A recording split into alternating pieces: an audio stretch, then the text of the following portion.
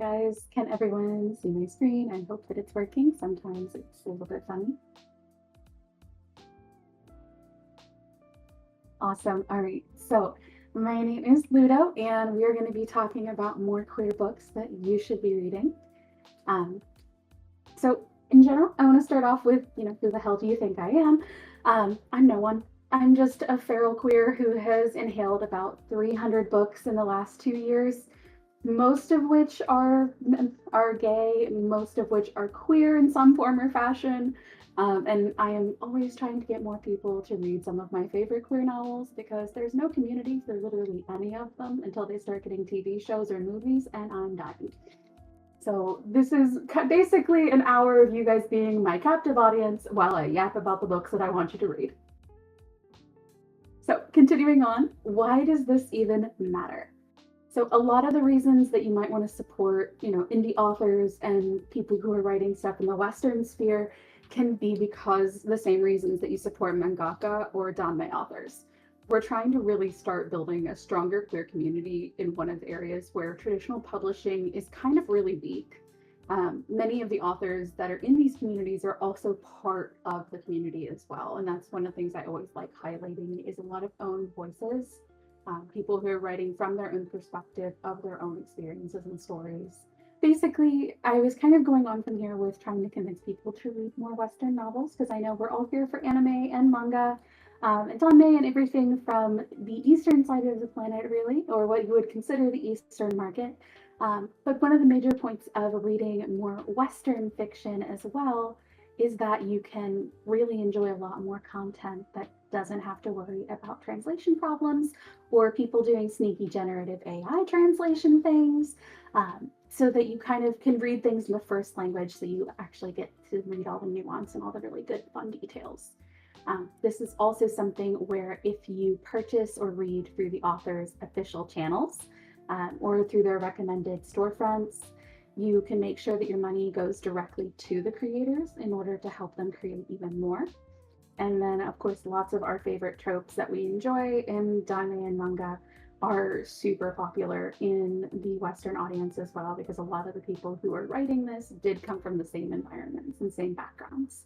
So the next question I usually get is asking where people tend to find things, because a lot of this stuff is not going to be at Barnes and Noble. It will be on Amazon, but we're not trying to support Amazon lately these days.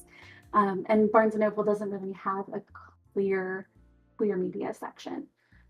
And while there are some novels that get published through traditional routes, I wholeheartedly encourage people to support what they can from indie authors and in social media spaces. And that brings up the issue of social media itself. The best place to find more information about queer books and what's coming out and what's going to be to your interests is really going to be in social media. For better or for worse, that's where a lot of the communities really are these days. And a lot of that includes things like Instagram and TikTok, where there are really active tags. So you can kind of find a community there, find a few people that are reading the kind of books that you want to be reading, and kind of stick to them and stick to that little corner. If social media isn't your thing and you want to try to stick to apps that are just for dedicated reading, there are programs like Goodreads, which I don't really recommend. I have a rant for my own for later times about that. And then things like the Story Graph or Fable, which are communicating and starting a lot more conversation amongst the bookish community. Same thing with Pagebound.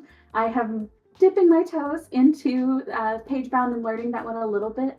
And I do also understand the concerns with Fable and Storygraph with generative AI. There's no general win here yet, but we are hoping, at least Storygraph and stuff has had its update in the last 10 years. There's with that. But those are all kind of considerations where these are dedicated social media spaces just for readers and just for people to talk about books if you're not looking to be on other social media sites.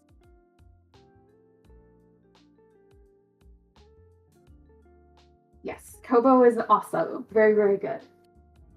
So I wanted to pop in here into the recommendation time. So that is where I will give the disclaimer that for certain genres and things like that, this is definitely going to be biased. I do have certain topics and styles of books that I prefer to read, and it's going to be the main theme. So I try to cover a lot of different areas and a lot of different stuff, but I may not be the one to find if you're like super into only contemporary and fluff. I probably won't be the best person to recommend because I don't read a lot of that. Okay, so to start off, I have my Trad Publishing starter pack. So these are the ones that you will definitely see more at like a Barnes and Noble or Target or Amazon. Some of the ones that have gotten more TV coverage and more popular discussion. Here in the middle, Heated Rivalry, something something sports gay. I have not watched it. I have not read it. I have heard it is good. I have heard it is entertaining. But the more that people talk about it, the less likely I am to look into it. So I will probably look into it in about 5 years. Same thing when if it comes to like Red, White, and Royal Blue. This one is one that is about basically a son of the president flirting with a British prince. And, kind of that little conversation between each other. Song of Achilles is a retelling of the story of Achilles and the Trojan War that make it even gayer than history actually is. The Nightmare Before Christmas is really cute. It is basically the son of Santa and the son of like the Halloween thing. Flirt with each other, start dating, more things like that. The ones that get picked up are really just all very, very fluffy and sweet, and I appreciate that in some ways. And then Conventionally Yours, I had to include because it's gay at a gaming convention. We're at a convention. It felt funny. So these are kind of some of the more topically, ones that are a little bit more popular in the zeitgeist. And then from there, I actually wanted to roll over to young adult novels. These are not going to be the ones where you find a lot of explicit content, but these are going to be where you find a lot of queer relationships or gender non-conforming characters or neurodiverse characters. This is really where a lot of that is starting to shine. And because it's meant for an audience that is usually under 20, that's kind of their target audience and age range, they're pushing it a lot further than traditional fiction is really going with it right now. So one of those I had included here, I have included Cemetery Boys, which is a trans Latinx boy trying to prove himself as a brujo. And he kind of accidentally summons a murder victim ghost, and they have to try to solve the crime and figure out which ways they can, what's going on and how they can fix things and help him pass on if that's what needs to happen. Trespass Against Us is a kind of horror story where the group of teens returns to a reform school that they had investigated in a la Ghost Adventures kind of style. They went there the previous year, left traumatized, injured, have to come back the next year to try to find out what happened and to find one of their friends that went missing in the process. Don't Let the Forest In is botanical horror. It is beautifully written. It chews the scenery. I don't know, I hope people understand what I mean when I say that, because it is very detailed and very beautiful and lyrical in how it's written. Andrew writes a lot of story tales and fairy tales about these monsters that are in the woods, and they slowly start to come to life, and they have to deal with that fact and deal with what he has created. So it's an absolutely beautiful piece of work that I don't think gets enough attention just because it is in the YA category. Similarly, I Feed Her to the Beast and The Beast Is Me is another one that I think deserves more attention that they don't get, because it is a young Black ballerina who kind of made a deal with the devil in the French catacombs to satisfy her own thirst for power and her own thirst for recognition in the Paris ballet scene. So it was something that I didn't really see a lot of conversation about first. And then finally, The Spirit Bears Its Teeth. Andrew Joseph White is a author that I've read a lot of and I really enjoy. He wrote this one. It is a young trans medium who is sent away to a finishing school after kind of shirking their arranged marriage. So they're sent away to this finishing school that's supposed to quote unquote fix him. And of course, you know, it all goes wonderfully awry.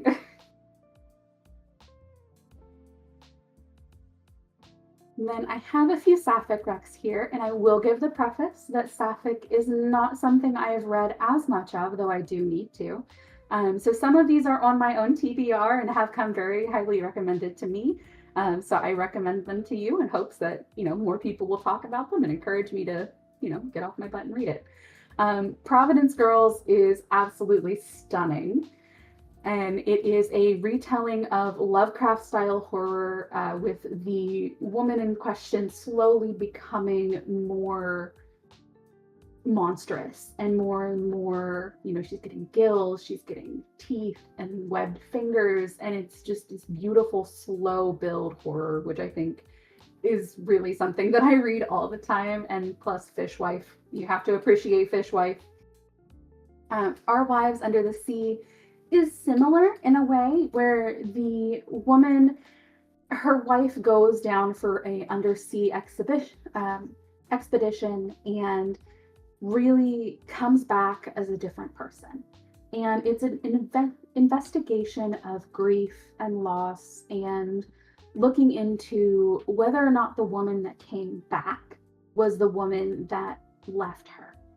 So it's a little bit more in your head than, say, like a typical romance read, but I really appreciated that one. Cleat Cute, I included because everybody's into soccer stuff right now. So everybody's into soccer, sports, and I thought that this one was really fun, where the teammates are falling in love while they're preparing for the World Cup. And I think that that's something that seems like it's really fun. It's on my to be read list. So I will have more to say about it once I have managed to finish it myself. Gear Breakers is a really cool mecha dystopian story. So it is a, you know, weird tyrannical government that they're trying to take over and trying to overthrow, and it's two teams trying to understand their place on both sides of the conflict.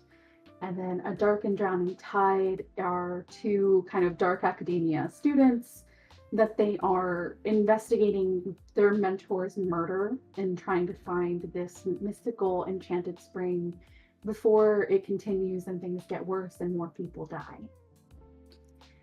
I will say these may be more accessible at Barnes & Noble or at the retail stores than some of the other titles that I'm going to go into, just because these have been some of the more popular sapphic and lesbian stories that I've seen come out in the last few years. I tried to keep everything within like the last 3 to 5 years.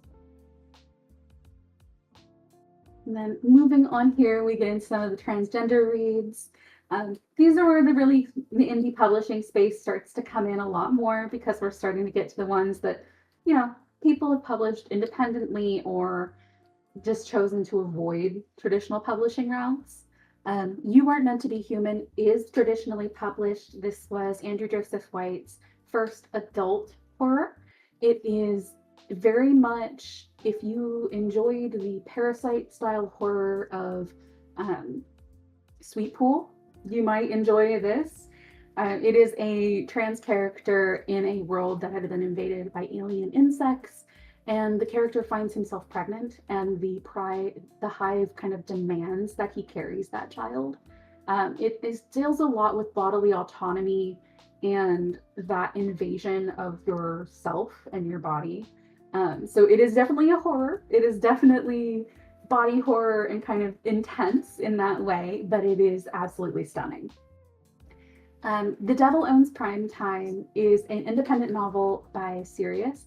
And this is, I always liken it to if you grew up watching any of the evangelical preachers on late night television or seeing like Calvin Ray Evans or anything like that on your TV. It's kind of like that if, when it came down to it, they had made a deal with the devil and were snorting cocaine and doing all kinds of crazy stuff the minute that the camera turned off. So that's kind of the situation here. He's a nasty man and I love him dearly, but you get to read kind of his everything's going to shit because he made a deal with the devil and didn't pay his dues. So that one, these two are kind of the more crazy ones on this on this slide. DC Emerson's Your Hours is a sweeter one. This is a polyamorous romance where Tyler is invited to dinner by his work husband and meets him and his husband and finds out that they're both actually really into him in that kind of, in a romantic way or sexual way. So they have a flame, and since he is actually a romantic, it opens up the conversation of what he wants out of the relationship going forward, if he wants a relationship going forward. And it's really fun to see both, polyamory, aromanticism, and the queer trans experience in more stories. The Flowered Blade is one that is still on my TBR, but it is like I think next on my list, because this is one that reminds me a lot of some of Wypress games, where the Elven Prince has been kidnapped by the Orc Chieftain as part of this big political struggle, and it's very enemies to lovers. They, don't get along at first and slowly becomes more and more of a relationship as things go on, and they realize that there are, other solutions to the struggles that they've been going through. Now, after those, I'm going to move further back into mostly gay romances because that is the majority of what I inhale. So I'm going to start off with more monsters and aliens. The first one being His Slender Embrace, because sometimes you just really want to fuck Slender Man. Basically, this one is Miles making a sex ad video for the monster version of Grindr, and then building a relationship with the Eldritch Horror that he'd agreed to kind of hook up with once. It is Slenderman Yowie. It is fantastic. These are the entire series of Monster Match are like just wonderful candy. They're not super in-depth, but they're candy and they're great. Aliens Abducted My Heart is an alien novel, obviously. It's kind of like if Captain Kirk was a flaming disaster and then decided to sleep with the aliens once he landed on the planet. This one is an MPreg series. There are 3 in the series where each member of the crew does end up getting together with one of the aliens. So very cute, very, there's a lot of pheromones, there's a lot of different anatomy, which is really fun. I always think that's always great. Lily Mayne's Soul Eater is one of the ones that I saw somebody else recommending, and I've finally gotten around to listening to the audiobook, and it is so good, guys. This one is the soldier who has met the murderous monster who, appears to be like this giant reaper, and there's always, they travel together and they learn a little bit more about each other and what their motivations are.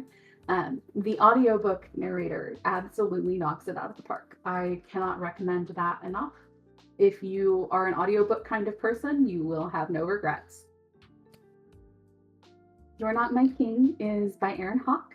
This one is similar to Aliens Abducted My Heart, except this person really does get abducted. He just kind of gets picked up out of nowhere, brought onto the ship, sold to the highest bidder on a planet he doesn't even speak the language, and suddenly he's expected to be somebody's wife. And he brats so well, given that he doesn't even speak the language. It is a very entertaining story where they slowly have to figure out how to communicate with each other. while neither of them understand what their environments are or where they came from. And it's fantastic. It does have non-tentacles. This is also very important. And then finally, Leviathan Fitness. This is number 2, which you can read it without having read the first. This is Tentacles and Triathlons. So the gentleman who is the redhead here is training for his triathlon, needs a little bit more help supporting his swimming part of the process. So who else to go to but the Kraken? It is very much fated mates, but the redhead does have some predisposed prejudices against the monsters, which I always find really interesting to see in the fiction, to kind of see how they work through that and work through those judgments that may be there in the first place, and instead of just being overrun by the idea of the horny. It's good to have some plot sometimes. And then from there, I did want to go ahead. I consider Omegaverse and Shifters to be slightly different than what I would consider with Monsters and Aliens, just because usually there's an aspect of heat and impreg that may not always be present when it comes to the aliens. So I did see this one mentioned in the MLM chat, so I was very excited. The Pebble for Lewis, which is part of the Alaskan Pebble Gifters series. It's a contemporary Omegaverse shifter, and it's polar bears and penguins. So the first novel is really cute. It's very Romeo and Juliet. They're from opposite sides of town. They don't really cross over that much, but they find each other and they fall in love, and they start flirting and learning more about each other's cultures. And it starts off this whole wave of, finding each other on other sides of the track and learning more. It is beautiful. It includes cute fuzzy babies, which is rarely my thing, but was very much my thing with this one. One of the more fluffy stories that I've picked up lately. Cautious Match is a non-shifter Omegaverse, so one where everybody's kind of still human. There is a wealthy older Omega and a wealthy older Alpha, and a younger Omega, where they have undergone kind of like a DNA testing to see who they would be well mated with. And they have to get to know each other beyond what the chemical tests have said that they would, how they would be compatible. And I also have The Dragon and His Prince. He does have 2. It is great. This is a medieval fantasy setting with enthusiastic projectile weaponry and combat. The dragon's saliva is an aphrodisiac, and he knows how to use his appendages very, very well. This one is really fun. It's very silly. The dragon is very effeminate in that, like, gender fluid, unbothered by a lot of the concerns of how a knight would present themselves or anything like that. They don't subscribe to gender norms, so of course they're going to wear glitter and dresses and makeup and all these kinds of things, because why not? Secrets and Sake is a modern setting with a shifter. So this would be a Yakuza and a reporter. And the Wolf of Asakusa is actually a werewolf, which I always thought was a little bit on the nose. This is definitely insta love, but you don't have to think about it too hard. It is just kind of like one of those ones that I said where you just enjoy it for the sake of it being sweet and it being, a really fun plot and really good to inhale when you just need something that's a little bit spicy and really entertaining. This one is my pet project. This is mostly for me to beg people to read these. Please, please, please, please. I am a huge sucker for detective stories and, Law and Order, CSI, things like that.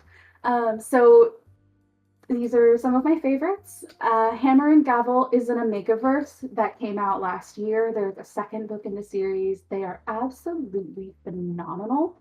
And I want everybody to read them and everybody to hype this author up because we need more. Pretty Pretty Boys is these are all, gay detectives, usually dating each other, sometimes dating a killer.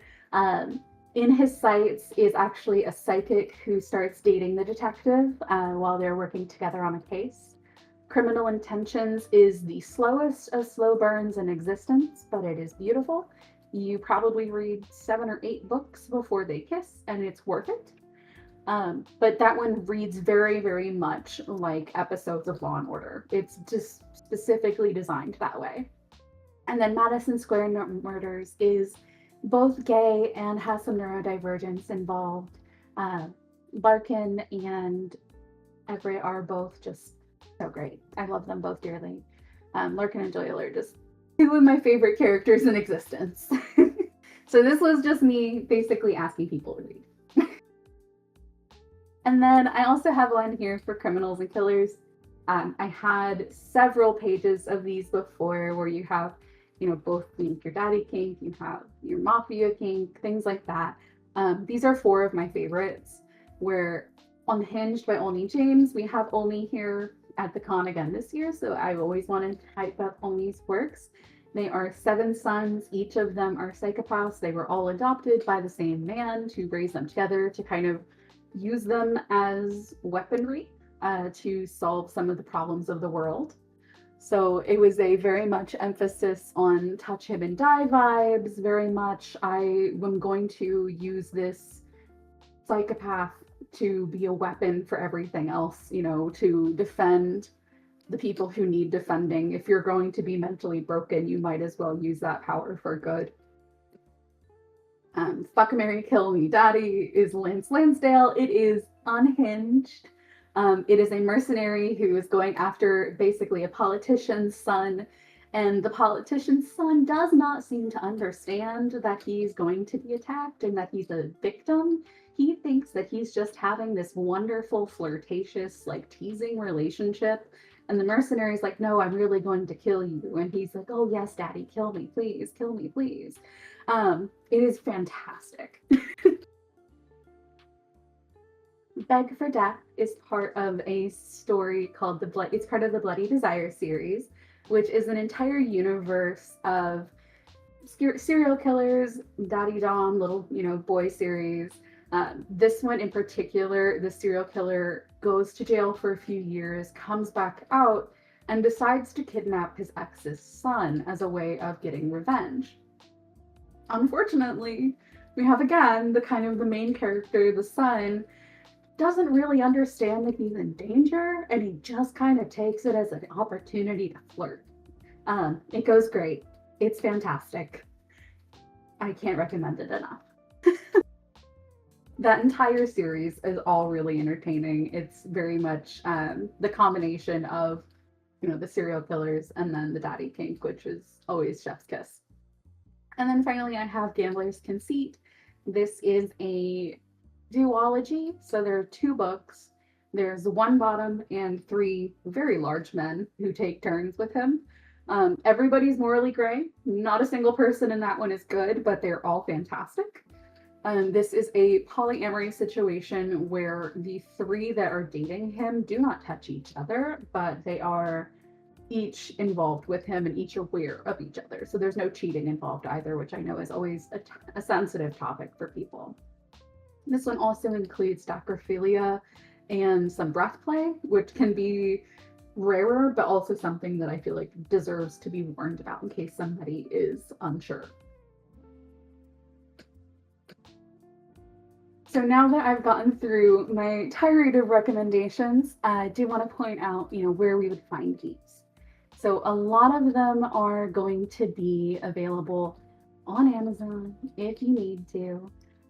But I would say if you're going to use Amazon, to check out the subscription models, because Kindle Unlimited and similar Kobo Plus pay the authors and the independent authors based on the number of pages that you read. So you get a better deal for it. I think currently Amazon Kindle Unlimited is like $11 a month, and you can read as much as you want to in that time frame, and the author gets paid for each page that you read for that first time. Then Kobo is similar to this, also does the same process where you paid for the membership and you get to read as many pages as you want in that book. And you get to, in many cases, also have access to the audiobook. But this will also pay the authors per pages. So this, in some ways, it's actually better for the authors because they get paid, by the number of people. Even if you don't finish the book, you still get paid. The number of people that pick it up that sample it, they still get paid. I don't remember the exact amount of money per page, but I do know that Kobo was a little bit better for the authors than Amazon, especially when you also consider there's some exclusivity agreements that kind of happen there. But I would recommend, if you're going to read digitally in general, or if you want to start buying books and you want to avoid things like Amazon or Barnes and Noble, looking at bookshop.org. This is a website that you can have pretty much everything that you would find on Amazon or Barnes and Noble, but it links directly to independent bookstores. So you can find one that's near you, and they will give a portion of anything that you order from them to those independent bookstores. The same is the case for Libro.fm, which does the same thing for audiobooks, where you are supporting your independent libraries and independent bookstores while still purchasing books that may not be available at those locations. Smashwords I have included here because if you are looking for anything dead dove, taboo, erotica, anything like that, that is going to be where you need to find it. Smashwords has a lot less censorship than Amazon, Kobo, Barnes and Noble. They really have very few things that they delete from, but I have seen one or two authors that have been removed from Smashwords. But it is very much, once you turn off that safe filter, you will find anything and everything. Some things you may not be prepared or want to see, but you will see them. But I will say that that is also something that when you get a direct copy. One of my personal grievances with Amazon is that there's always DRM involved. Smashwords, you purchase everything and you get EPUBs or PDFs, however the author allows you to get it, so that is permanent in your file. So that is also something that I think is really important to keep in mind. Beyond that, you can also go to the author's independent websites. A lot of them do have independent websites or Patreon pages, and then their newsletters as well. We always want to encourage people to read directly as much as they can, because that puts the money directly into the author's pockets. And then I have a few honorable mentions here. These were just not necessarily because they weren't good, but because I didn't have the full slide with them. So I've included The Falcon and the Foe, which is a single dad story where they are bickering over the Boy Scout troop. And it's how many ways can they get on each other's nerves before they just need to fuck it out. The Ghost of Elwood is a really cool paranormal story, which I fell in love with a few years ago. An author moves into this old Victorian house and falls in love with the ghost that's haunting it. And they have to figure out if there is a way to fix, the whole not being able to touch thing. Lucian Burr's Prince of Lust. This is a really short erotic novella. I summarized it perfectly. Sometimes you've been pent up for so long, you have to summon a demon to fuck you about it. That's really what it is. That's exactly what it is. It is great. And then finally, I have Craving the Chase by Signed Black Rose. This is psychopath/therapist, let me kill him for you energy. Very much, 0 to 100 Stockholm Syndrome. This much stalking should not be as entertaining as it is, but it's great. Absolutely unhinged, hysterical ride. And then if you're looking for more, like I said, I'm going to put everything into a discussion thread so that people can find me or ask me more questions for things. I'm going to get everything ready and put it on an Excel sheet or make a story graph list for it, whichever one is going to be easier for people. And then please come talk to me about your favorite novels, light novels, danmei. I want to be able to yap with more people about what I'm reading and what you're reading. I will say itch.io is also used to be a good place to find independent novels. I know that I've seen people talk about Johannes Evans, and that's where I found him, was on itch.io. But I don't know what's on there anymore. I know that they've been kind of iffy on the allowing queer stuff back on versus not back on versus what they've deleted. Um, so I would absolutely adore to have another space like that again.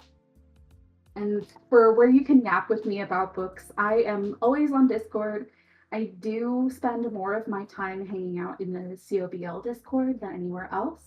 And then I do have a Instagram that I do a lot of my book reviews on. I'm a little bit behind right now, but I put most of my yapping on there when it comes to talking about the certain things that I've been listening to or reading, or just doing like the general social challenges. I always find that those are really fun to kind of show off stuff. But those are my primary sources. And if anybody else has questions, please feel free to yell at me.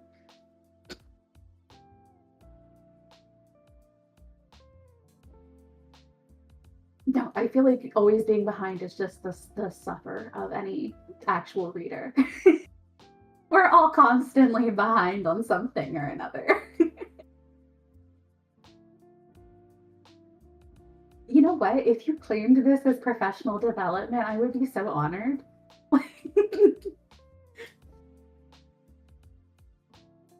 That would be so cool.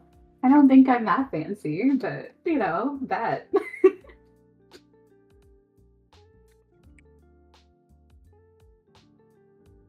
My Instagram handle, I will put in the discussion chat if I can without breaking my computer.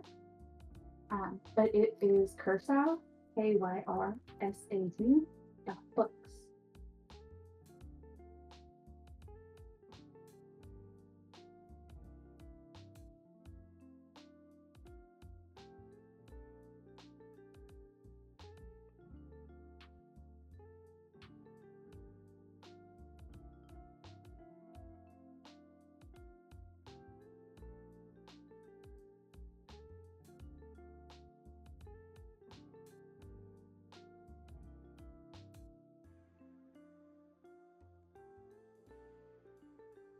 And then Coral, I may have to have you jump back to ask any more questions because my Discord is frozen.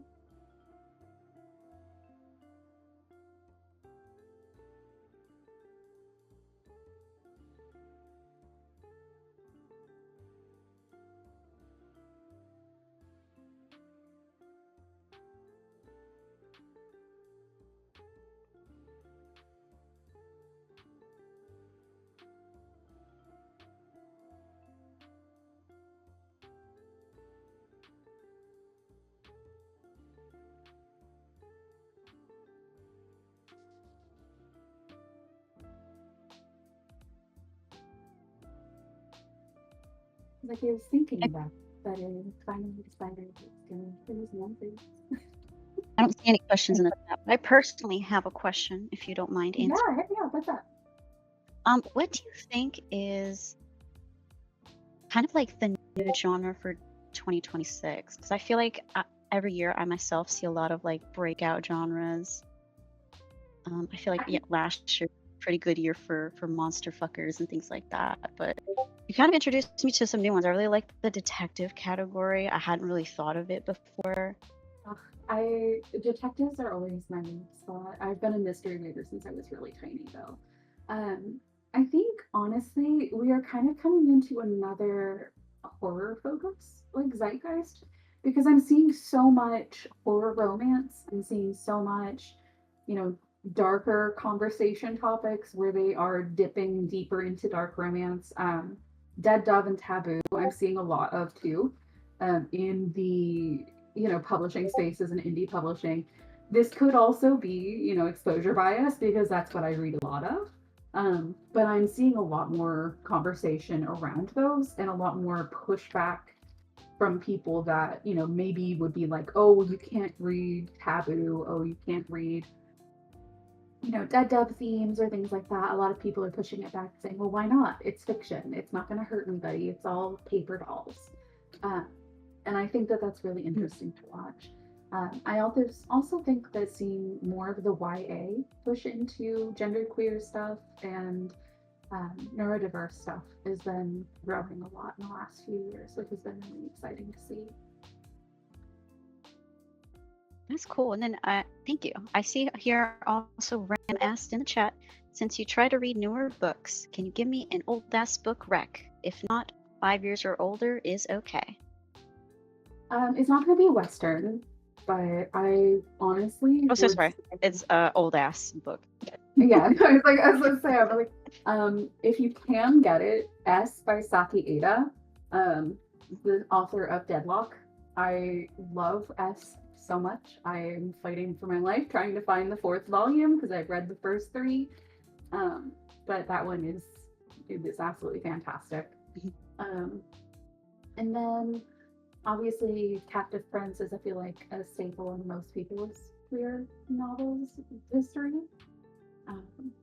So if you haven't picked that one up yet, you need to.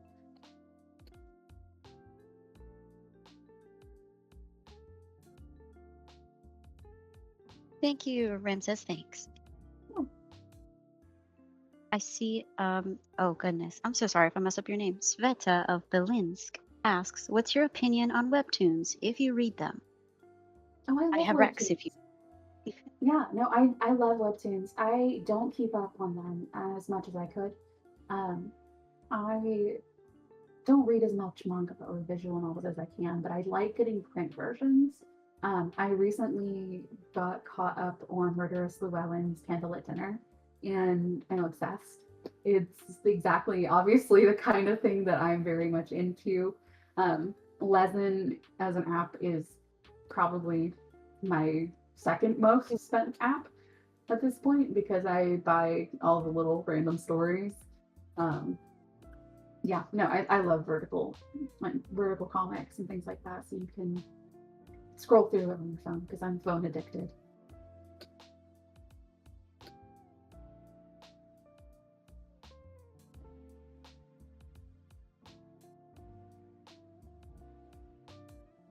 Nice, thank you.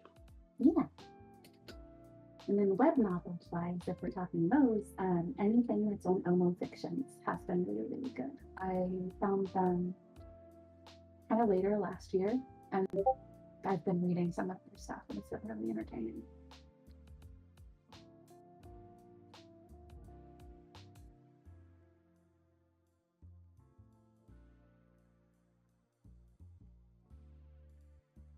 Don't see any more questions just yet. Yes, absolutely. My chat finally updated. I can see people now. But yes, I'm always happy to talk books. I'm happy to talk manga or anything like that. I'm always available to that. I don't always pay attention to my Discord notifications, but I will get back to you, I promise.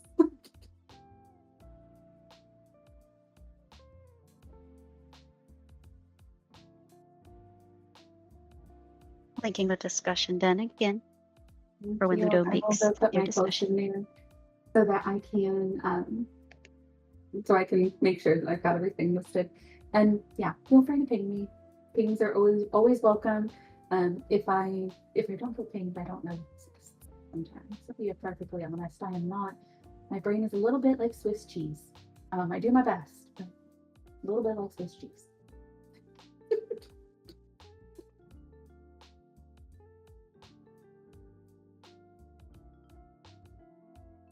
Thank you all. I can let you guys have your time back, and we can go get some snacks before your next panel. Because remember, you need to hydrate and eat and shower, maybe. It's a week. No rest. We're also doing day as well. Yes, stay hydrated, everybody.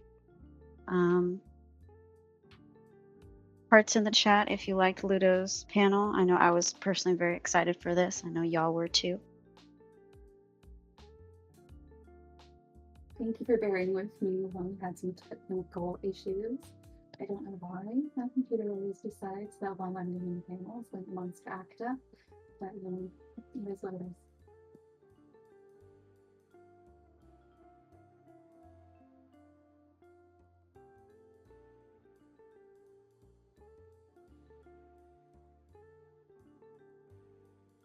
You know, I'll get it figured out one of these days. I don't know.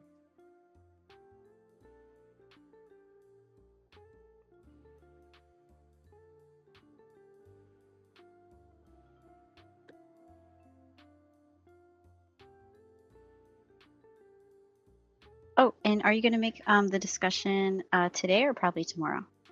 I will make the discussion in a few minutes once I restart mine. And then I will get the spreadsheet up probably later tonight, if not early tomorrow morning. Wow, thank you so much. You're so welcome.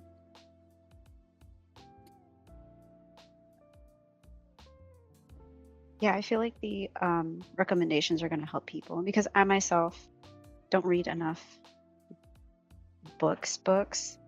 I'm a little bit intimidated by the Danmei world building. I feel like it's very extensive. It can be.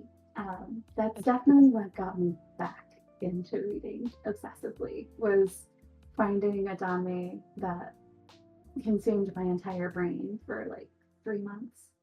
And it's been a yearly reread since then. Yeah. So I got into that one. And of course, it was Modu. So I started off with detectives, which explains why I'm still so in the corner for detectives.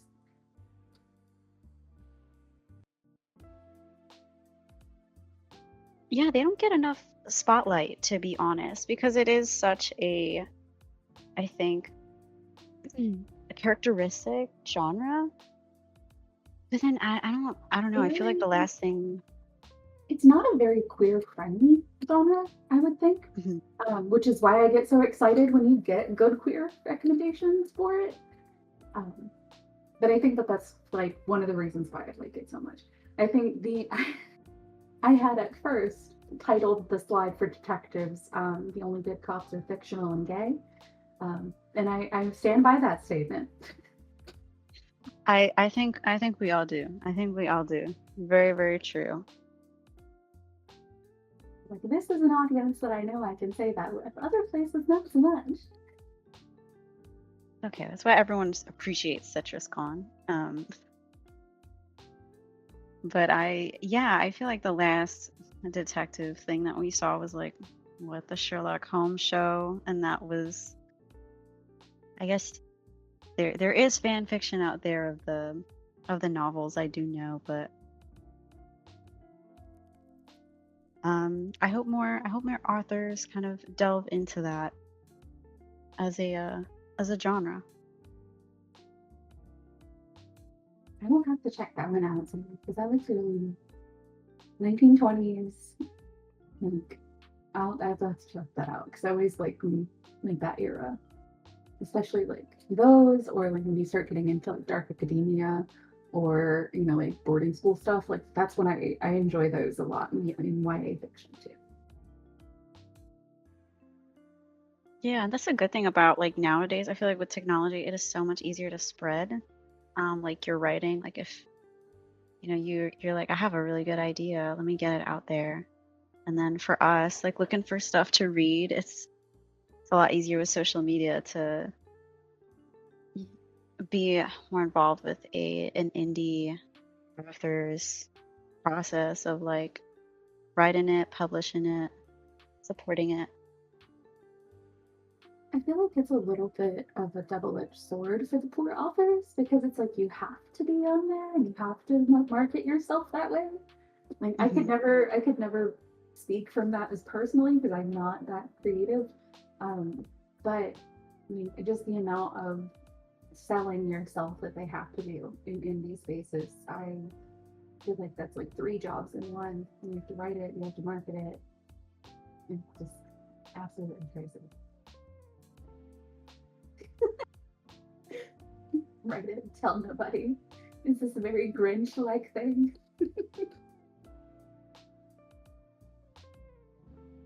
Oh, that's really cool. I didn't know that there was a good trans femme um, kind of counterpart.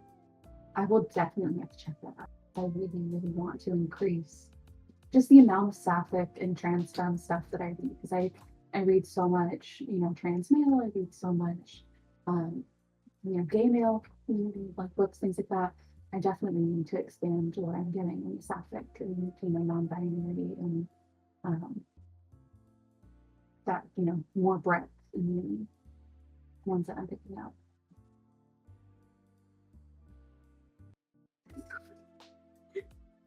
Suddenly finding yourself 10 books deep. That's what happened with me in the Criminal Intentions series. No one told me it was episodic and seasonal. And I'm like, oh, okay, here's book one, here's book two, here's book three. Suddenly I'm on book 12. I'm like, what? What do you mean?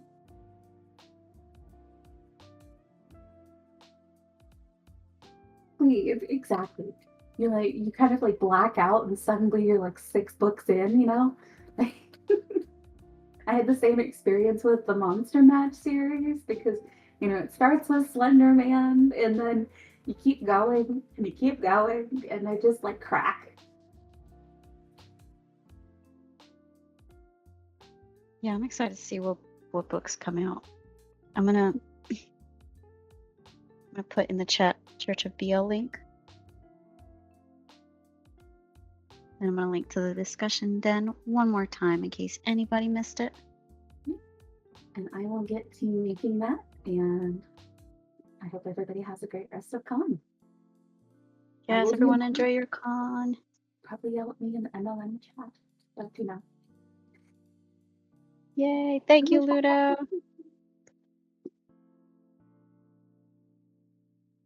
Have a good con, everybody.